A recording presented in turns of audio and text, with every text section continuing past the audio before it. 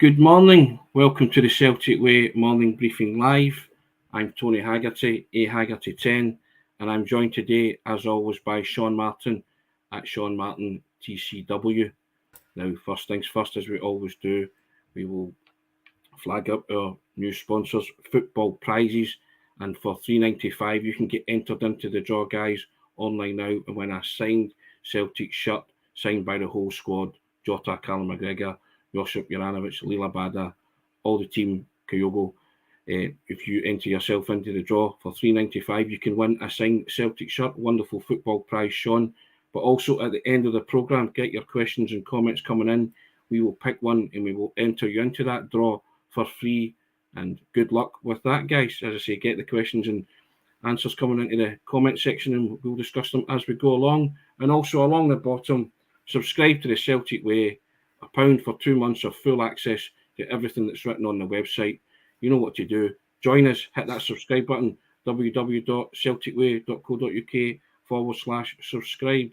Now, Sean, today's topic has obviously been impacted by events. We were going to do a Livingston preview, but you can fill us in on the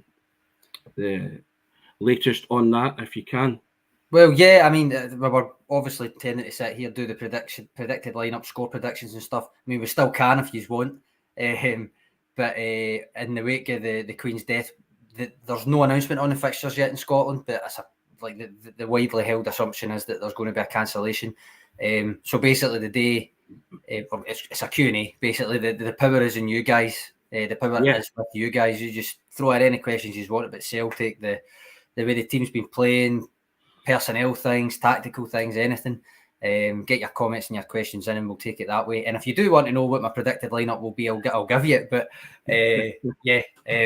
by all means, just get your questions in, Tony, innit? Yeah, that's what to do, guys. Throw them into the comment section, morning, David, and we'll endeavour to answer them as best we can. And also, if you didn't watch yesterday, have a look at yesterday's pod. It's the greatest Celtic ever 11. We had a discussion with myself, Sean, and Kevin McKenna, and we picked 5 substitutes for the bench, didn't we, Sean? Because the greatest Celtic 11 was sacrosanct, but it was 20 years ever since that team was picked. We had a discussion about players that could have made it and the players that did make it, but we picked a bench. But if you tune into the broadcast from yesterday, it's an hour or so, and it's a good watch, Sean. I thoroughly enjoyed it. It was great to have Kevin on as our guest for that. So if you fancy something to do, guys, today, check that out as well on the YouTube channel. Yep, I'm about to put the link in the comments just in case. It's just, I mean, it ended up, an hour and 10 minutes, Tony? It did indeed, yeah. I mean, we were trying to work to about 45, but we ended up getting carried away, the three of us. I think it's worth a watch, and it's also one of those ones you can watch at any time. Yes. So, I mean, we done it because it was the 20th anniversary of the club announcing their greatest ever 11. But you can watch it anytime, really. Indeed. Now, Sean, I think JT threw a question up there, did he not? I'm just going to put Sean's up because I like a wee bit of praise now and again, Tony. Yesterday's show was brilliant, really informative and bringing back great memories. That was the intent. He's got it. He's nailed it. Yeah. And Indian Bone Singer. How you doing? This morning, Sean, Tony, and the most famous furniture piece of stuff. There you are. That's no way to talk about the wardrobe, in case nobody knows the infamous wardrobe. Robert Gibson, team prediction, as per usual, thanks. I actually had done mine, Tony, obviously without the benefit of hearing Ange Postecoglou speak, so I would have amended it. Did you have any thoughts on it, Tony? Did you give it any thought, or do you just wait until I say, right, get your predicted lineup in? There's a part of me kind of waits till and then see who's available as well, but usually I have the kind of nub of who I think would play. I mean, if you wanted to go through your team, we could. I'll go one better with you, Tony. I'll put it up because you knew because I had created a shell article already. That's true. I was kind of thinking rotation. Yeah, it was in my mind. So I've actually got mine. I'll put it up just for a laugh. What I will say is I would have played Haksabanovic. Oh, come on! Spoiler alert, Tony. Well, you put Haksabanovic in, yeah. We were talking about that. There you go. Quite a lot of rotation for me because I think there was quite a lot of fatigue from the Real Madrid. Yeah, I think I'd have been along the same lines, similar lines. I might have played Ralston. Potentially, aye, Might potentially. have played Ralston. I think I ended up picking one of the fullbacks rather than both to come Yeah. out, just thinking that he wouldn't necessarily rotate both. He very well might. He very well would have. Probably have played Ralston and Bernabe, and I'd have kept in midfield. Yeah, and I say Haksabanovic would have played. Really intrigued to see him from the start, Tony. Yeah, I Really, think he's looked really really bright, Haksabanovic, in his appearances that he's made, and I think I guess like every other Celtic supporter, I think everybody would want to see him from the start. So yeah. Mm-hmm. Michael Duffin says he thought the only difference in the team would be Kyogo. I suspect there would have been more than that, just because of the nature of that game on Tuesday. I know they had three full days after it, but I still think it would have changed a wee bit more than that. And it also lets him make use of the squad, give it like a Turnbull another start, that kind of thing. Tony, that was in my thinking. Again, you look at that side and you think that's very capable of beating Livingston, don't you? Without I mean, they've got so many options there, especially at home. Especially at home. Yeah. Indeed, I'd have been. I guess I would have been along the same line. So I really do think. I mean, even the absentee there, Hatate in the midfield. Have to say, what about that pass from Hatate the other night? Real Madrid, the volley. What about four of them or something? There was a few. I know what one you're meaning, though. Sensational. I mean, absolutely sensational. I really, and it's moments like that make football for me. Yeah. On that note, Alan Morrison has a piece up today, which is kind of 5 lessons that Celtic could learn. Yeah. Mm-hmm. Some positive, some constructive, let's put it that way. I'll put a link in the description, but worth a read. Alan's stuff always is worth a read, but this one, you just put it in my head because he mentions Rayo Hatate's passes, and I've actually there's a clip of the pass in there as well in that, so worth a read. I've put a link in the comments for you. And speaking of appreciation, there's a piece going up later from me today about appreciation of opposition. Yes. You weigh in on the clap or not to clap debate. Yes, indeed. And you can read that, guys. I think that's going up from about 2:00 onwards, Sean, is that? Will be something like that. It'll also be in your inbox for the newsletter. If you subscribe to the newsletter, it'll be the newsletter today. Just unless you had any more comments on my predicted 11 there, Tony, I'm putting it back then. No, I totally agree. Rotation. I would have been along the same lines. I would have did the same. Some people calling for Aaron Moy, retro Celtic, saying Hatate must start. So listen, it's to be honest, could rotate either of the two of them. I wouldn't see O'Reilly and Hatate both starting after the exertions midweek, but maybe Alan Robertson coming in with a full team. He's broke the cardinal rule, Tony. You know it. Left back first. Don't like that. So Hart, not in front of Sean.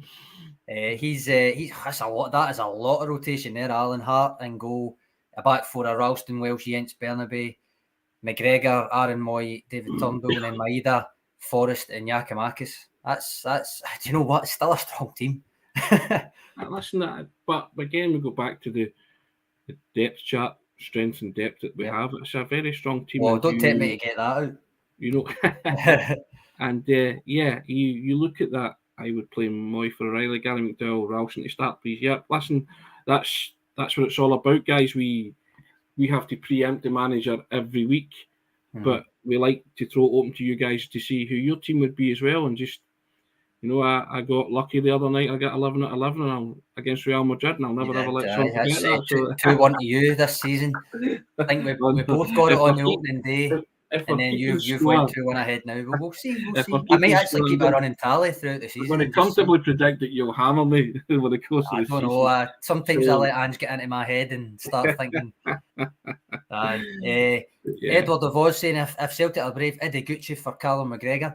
Now, this brings an interesting question for me, Tony. I fear for Eddie Gucci's game time. I just can't see a route into the team from him at the moment, barring a good few injuries, and I mean a good few injuries. Yeah, I can't see Eddie Gucci making a starting lineup for a while yet, and I agree with Chill Pill here says Callum won't want rested, and I don't think. No, he won't want rested, but at some point you need to take it out of his hands, I think. Of course, but I just think and get him at this early juncture in the season, the manager won't take not at this point, McGregor. That's what I mean. The thing is, and I've said it to you before, with McGregor, even though there's this depth, I think that the rest that he'll get will be getting taken off earlier in games. It will not be totally sitting on the bench, if you know what I mean. But I mean, happy to be proved wrong with that, and I think it's a win-win at that point for me, because you're seeing McGregor rested or he's playing. So, and Jason Lee chimes in with this. Let's not forget Abelgard, and he'll be getting up to speed fitness-wise. And once he's up to speed, and the manager thinks he can do a turn, you'll see him too. Yep, that's it. That's exactly it. Right. Retro Celtic can say good point, Jason. Yeah, indeed. I mean, I think a lot of people maybe did forget about Abelgard, but Robert Hyland's saying all three of them should be rested. I can see the logic, to be honest. I can see the logic. I don't think it would happen. I think maybe one would be rested from the start, maybe come on later on, that kind of thing. It is early in the season, that's the thing. Michael Duffin, looking forward to seeing Haksabanovic and Jota. I'm looking forward to seeing what happens in terms of what flank they're on. And I know it doesn't matter all that much, because as I've said, Maida's even been playing on the right recently, even though usually it's Maida left and Jota right if they start together. But they always switch, so realistically it doesn't really matter. But I'm intrigued to see what happens when Haksabanovic and Jota play together, because they surely will play together. Yeah, exactly. And also, it's just excites you, doesn't it? I don't know, apologies, Sean. It excites you, the thought of Haksabanovic and Jota and Kyogo going at a defence. That excites me. Yeah, I mean, it's again. I might end up just getting my depth chart out again, because that makes for exciting reading for people. I think just looking at it, and it does. Black and white, black and yellow, whatever it was I done it in. But so Celtic comes in here. He keep an eye on cancellation announcement. Sean, we expect it to come in? There's been talk that it's going to be near noon, but we'll see. And it'll be on the website, it'll be on the Twitter and stuff. And we expect it to be announced. Yeah. Whether you think it should be or it's probably irrelevant, because it's going to be out of the team's hands at that point. There was suggestion, Tony, that I actually emailed UEFA to ask, but it was really just getting directed to a statement would be forthcoming. But there has been talk that British teams will be given the option of rearranging fixtures. I don't imagine Celtic would take that up, but I might be wrong. So as far as we're concerned, we're working on the assumption that although there probably won't be games this weekend for Celtic, we're working under the assumption there will be one on Wednesday. Yeah, the Shakhtar Donetsk game. Happy to be proved wrong on that if an announcement's made, obviously, but that's the way that we're shaping our next few days. We are indeed. Keep the comments coming, guys. Always enjoy engaging with there you go, Tony. I'll give you that. Do you think Ange will be tempted by Brighton? Because obviously the bookmakers have shortened their odds on it, which means I'm going to go Chris Sutton, no. Nah, same. No disrespect to Brighton, because they're a very well-run football club, modernising, big training complex, all of that. I just think that it doesn't make sense from anything that we've heard Ange Postecoglou say, what he's building, the way that he's been backed, the fact that Celtic are still a much bigger club than Brighton, finances be damned, and Chris Sutton calls it spot on in terms of why would he at this point. Now, that's no disrespect to Brighton, because they are a well-run club, but ultimately, I'm with you. Bookies' odds are not. It's just a no-go, I would think. I keep saying it. Andy's in the construction, not deconstruction business at this moment in time. He sees his future at Celtic. If you're paying attention to the things he says, I would be very, very surprised if Ange jumped ship and left to go to Brighton at this juncture in his Celtic managerial career. Stranger things have happened, but it doesn't strike me as being a manager who's tempted by money. No. Even if it was the project, because as I say, Brighton are a well-run club, the project he's got with Celtic's nowhere near completion. If it ever is going to reach a completion, Tony, because you know it will never really reach that utopia and all that. So it's just a non-starter for me. I feel quite confident saying that won't happen. I can see why they would be interested. He's made a lot of people sit up and take notice in the year that he's been at Celtic. And the same as what he says about players being linked with clubs down south. Take it as a compliment. There's no inclination or intimation that he wants to do anything other than win with Celtic. So that's the way I would be looking at it. And also as well, get used to it. because every job that comes up, he'll get linked. He'll be the bookie's favourite. So I wouldn't take personal umbrage to it or lose any sleep over it, because Ange will leave Celtic when he sees fit and ready to leave Celtic. So he trusts the manager. He doesn't seem like the kind of guy that would, that would tell lies, does he? So no, and I don't think he would easily have his head turned, given what the situation he's come into here. The total buy-in that he's got, the total freedom or control to actually build something in his own image, and I just think it's a non-starter. Just the way he talks about Celtic Football Club in general, he loves it. Both from the kind of the emotional point of view, but also just practicality. It doesn't make sense at the moment. Also, personal happiness. I bang on about it a lot, Sean. It's a big thing in football. So, and you find it hard to get this set of circumstances with any football club. The buying from the board, buying from the players, buying from the fans, and you're producing a winning brand of football. That's Champions really League hard to get into Champions League level. Champions League, and all of that as well. But so again, the practicalities don't make sense for me. Yeah. It's not even, let's see, if you think on it, like in retrospect, in hindsight, when you think of the Brendan Rodgers kind of fiasco, I still think that there's a reason people think it was unforgivable, with the timing, with the trophy still there to be won and different things. But the signals that you probably were getting at the time, now that you look back at it, you can kind of see that there was an avenue there for that to happen. You don't get any of that now. It's just far too early. It's just far too early. But moving on, Tony, another wee compliment from Eileen. Good morning. Loved yesterday's podcast. More like that would be great. We're very happy. You've seen it yesterday. We thoroughly enjoyed ourselves yesterday, Tony, didn't we?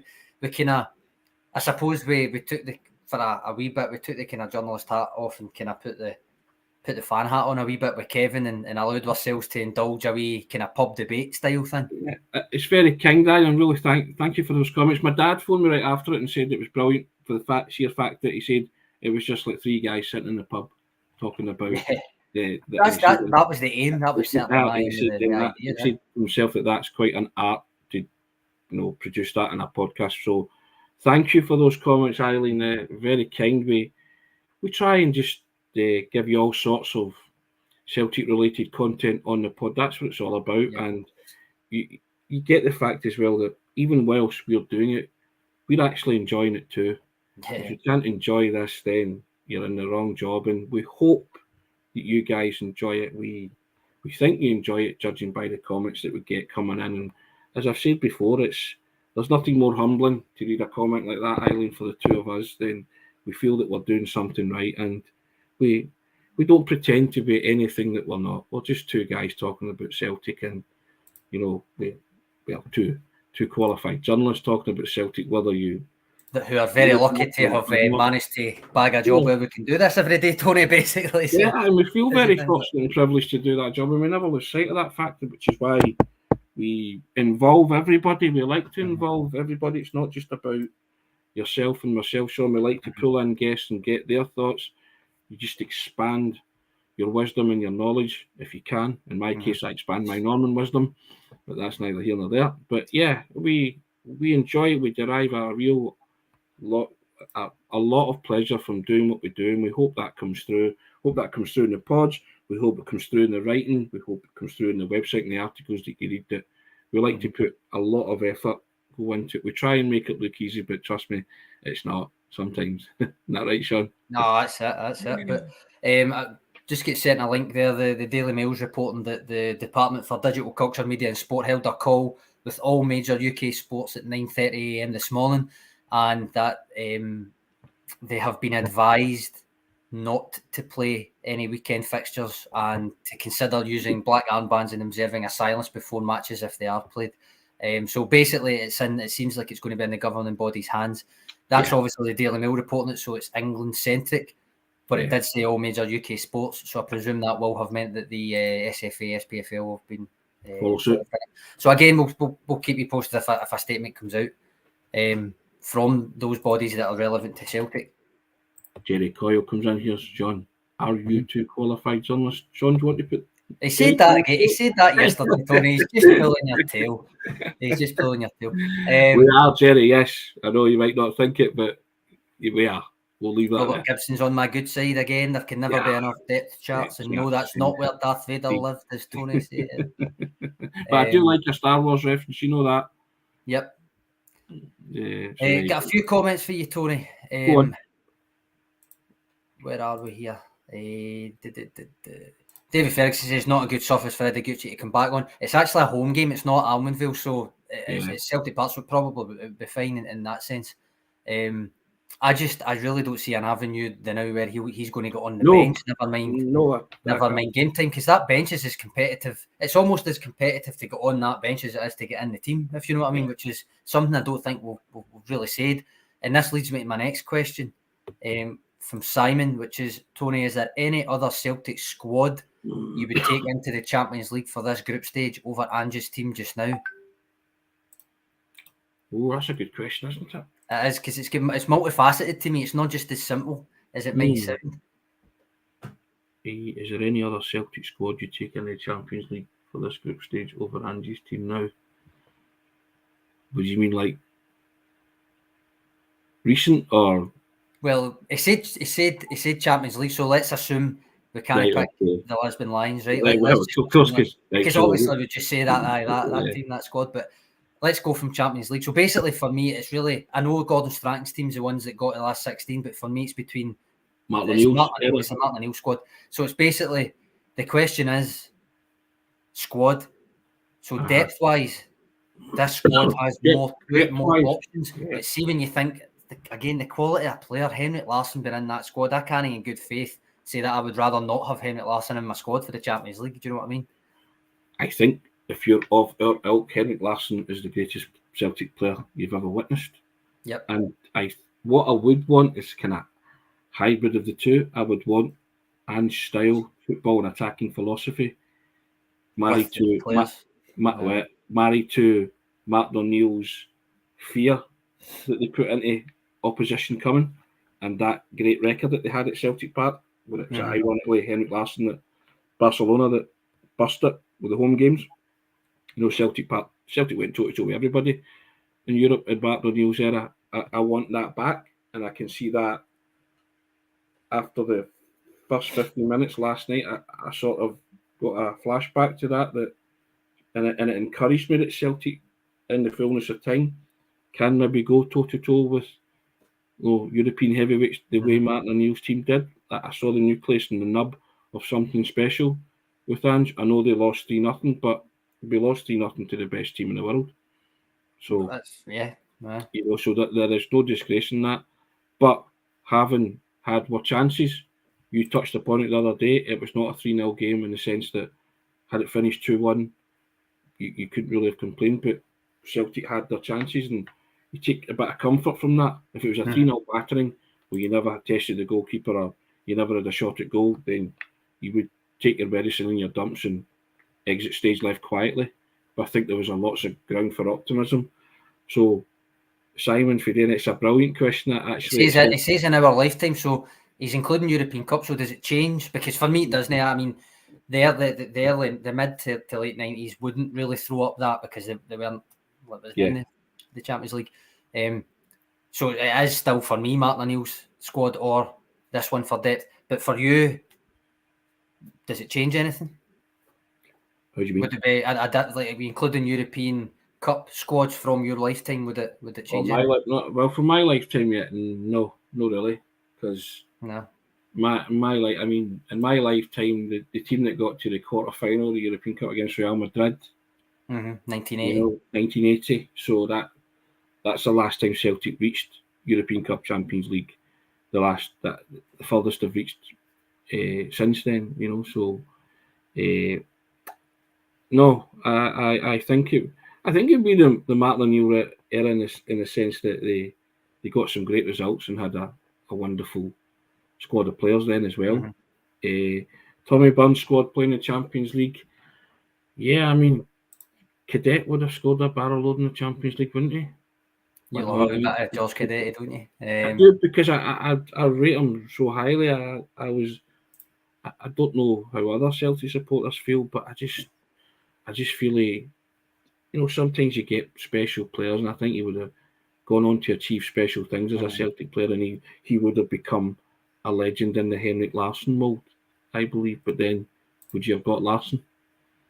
I take If your you point. got Cadet, so that you weigh that up, don't you? Things happen for a reason. But Larsson gave us 7 years of wonderful service, so and that you cannot contemplate when you're talking about greatest squads ever. Larsson not being in the team, he was just a wonderful, wonderful footballer. And as I said yesterday, the unbridled joy that the likes of him and Lubo gave to the Celtic supporters, you cannot buy that. So you look at, I think in terms of squads, Celtic have lots of good players, but not squads, which is what I like about Adji's squad, right?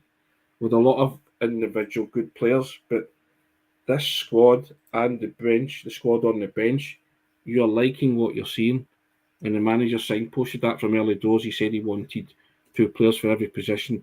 Going back to your depth chart, you feel confident in the manager. Someone posted up a comment there saying there's a big jock Ange about vibe, So and these comments are not made, lightly. No. I believe. Red Scotland saying, I watched Martin O'Neill's side as a fully grown adult and my memory serves me well. Martin O'Neill's side performed at a different level to any side currently in Scotland. Points totals are there, played a stronger Rangers side as well, so I take Red Scotland's point totally, and also they've got the best player from either squad, if you know what I mean. Now, you could argue a couple of the best players. But Martin O'Neill was there for 5 years, and he's been there for a year, so... Yeah, I know. We'll judge, and retro Celtic, do you think this team will leave a legacy? Well, if he stays for 5 years, we'll reconvene. Hopefully we're still doing this, Sean. Tony, Gary McDowell, I've already answered this because I just said it a minute ago for mine, but who is the greatest Celtic player you have seen live, and who is the greatest non-Celt that you have seen live? For me, obviously, greatest Celt live, Henrik Larsson. It's not even really a debate for me.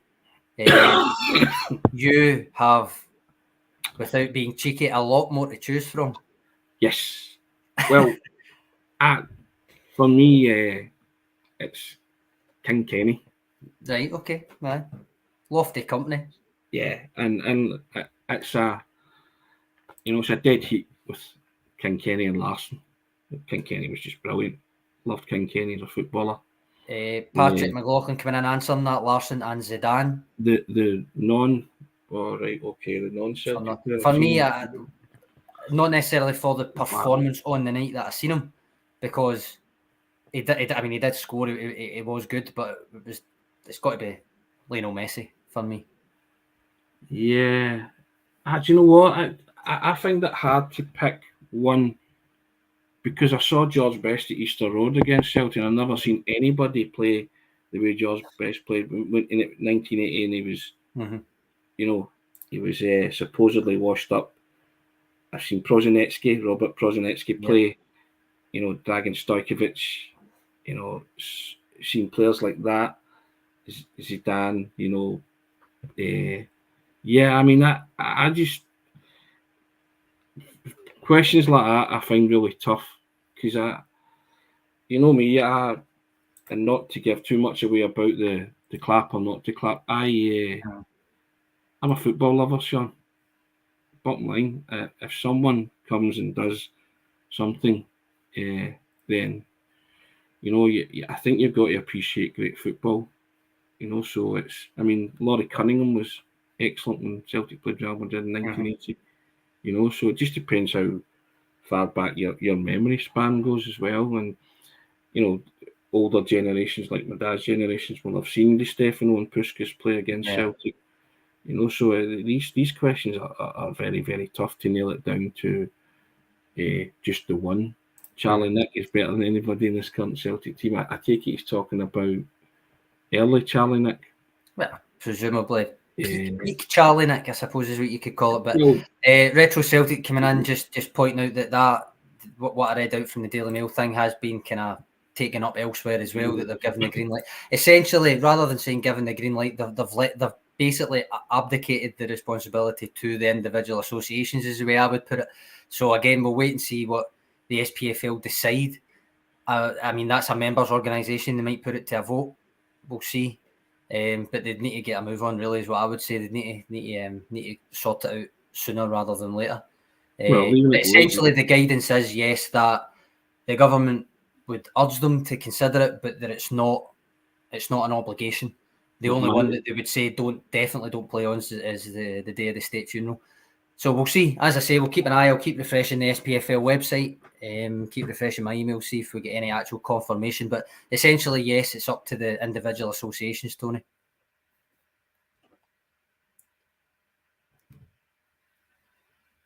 Coughing again, were you? Yeah, I was. Yeah.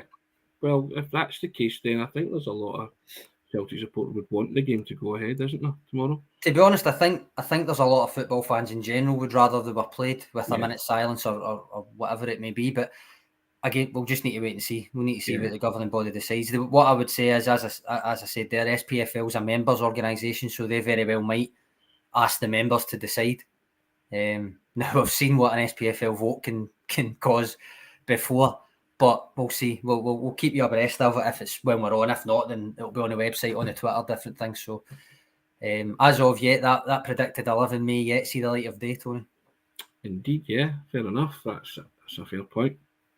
But no, yeah, we will wait. Cracking comment here, Gary Greer. I honestly never realised that you could get to Narnia from East Kilbride. Your wardrobe, Tony, honestly, it's got a life of its own. Well, do you know what? If Celtic play Shakhtar on Wednesday night and they win, the doors get flung open, don't they? Because I did say if they win away in the Champions League. And I think it's the big build-up for nothing much ado. It's just like, it's just clothes in there, guys. Like, I don't really expect to see the wardrobe, but hey, there you have it. Yeah. Anyway, what else have we got? We have, Simon Fideni, longer contract to secure a buyout for Ange at least. I've said for a while, Tony, that the rolling contract's fine as long as it's fine, and that the infrastructure they're putting in place in his image, it needs to be there whether he goes or not. So a longer contract would be good, but as long as if he were to go for any reason whatsoever soon, as long as the club's knee-jerk reaction isn't that they've got to tear anything up, they need to get somebody in that's of a similar ilk, that kind of thing, that fits into that structure rather than tear it all up in a point like a guy that plays 5-4-1 defensive football, that kind of thing. Do you know what I mean? I think as well, I'm in wholeheartedly agreement with that. I was originally wanting to nail Ange down to a longer contract, but when he spoke about it himself, he seemed very, very relaxed about it all, as he does about most things when he's asked in terms of monetary recompense. He's always very relaxed, isn't he, about these kind of things? So I would go with his words on it, that these are not things that bother him. So if he wants to sign a longer deal, he'll do it. If he doesn't, he's quite happy with the situation as is. So that's fair enough. Yep. And to be honest, on that Brighton thing or whoever it may be, Glenn Mallard makes a great point. Postecoglou has the youth set up now working towards something that he wants as well. That's not the sign of a manager in it for the short term. Totally agree. Think that's a great point. And as I say, the rolling contract's fine as long as it's fine. And it's not even about the money part. It's more about the security and the way that you see the club, the direction of travel that they're going in for me. So, yeah, I think Glenn made a great point there. I also think as well that I don't think he would go to the bother of convincing the likes of Kyogo, Hidiguchi and Maida to come to the other side of the world if he was intent on leaving after a year as well. He just strikes me as being a manager who feels he's a duty of care to those guys too, having brought them over from Japanese football, that kind of thing. So I could be wrong or off target with that, but I just feel that he just doesn't strike me as being that kind of manager. No, so, I don't think so. I think everybody would be shocked, put it that way. Yeah. So, I don't see it happening. I don't think it's going to be a shock anybody's going to need to endure, put it that way. Yeah, correct. There's a few comments, Tony, about saying that there was no postponements the last time a monarch died. That's as far as I could see, because I looked this up yesterday, as far as I could see, that's not true. That there was back in 1952, when George VI died, there was 2 weeks without fixtures as far as I could see. Celtic played Thurl Lanark 2 days before it. and then never played again for 2 weeks. February 16th, beat Stirling Albion 3-1. In case you were wondering, Bobby Collins scored a brace and John McPhail got the other. This is the kind of thing I look up, Tony. I know I'm sad, but and then in 1936, George V died on January 20th, 2 days after Celtic beat Albion Rovers. Play resumed not until February the 1st, so you had your 10 days, 2 weeks, whatever it was. Edward VII's death happened in May, meaning it didn't impact fixtures.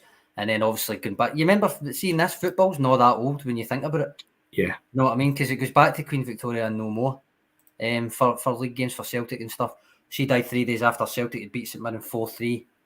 Football resumed after her funeral on February 9th. So there is precedent for that. Whether you agree in 2022 it should happen or not is a different debate, but certainly it did happen. Well, that's fair enough. We'll come out in the wash. Just because there was a few questions in or a few no, that's fine. I thought I'd address it because it is a kind of sad thing I look up. Nothing's sad if you're looking up and expanding your knowledge, Sean. Yeah. There you go. So, but I think, apart from that, I think probably end on that, Michael Duffin. The pod is great. Love it. Thank you, Michael. That's very kind, Michael. Thank you very much. We will end on that. Hopefully the games go ahead, Sean. Yep, we'll see. As I say, we'll keep an eye on the website, keep an eye on the Twitter, etc. We'll expect a statement at some point from the SPFL. Comment of the day, Sean? Do you have one? I think I'm going to give it to Simon Fideni for this question because it provoked such a kind of a nice wee debate. So Simon, if you give whether it's the Facebook account, whether it's the Twitter account, or either of our Twitter accounts, a wee DM with your email address, and we'll sort you out for a free entry in to win this signed squad shirt. Yep, courtesy of our new sponsor, Football Prizes, $3.95. You can enter into the draw to possibly win a signed Celtic shirt by all the squad. Mm-hmm. And Simon from Denny, congratulations to you. You've been entered into that draw for free. Yeah, there he goes. He's hoping he gets that. And just draw your attention to the bottom, guys, as we always do. Yep. Subscribe to the Celtic Way. You know what to do to get access to everything on the website and the YouTube pods. Hit that button to support top quality journalism. It's £1 for 2 months.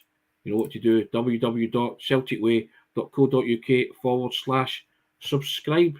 Thanks for the comments and the questions today, guys. We were wondering how we would get through it today, but 38 minutes nearly, Sean. It's flew in. Absolutely flew in. Never even had a match to preview, really, but as always, thanks for your comments, guys. Much appreciated. You make this as much as we do, so much appreciated. And if the football goes ahead, I hope you all have a good weekend. All the best. Yeah. Cheers.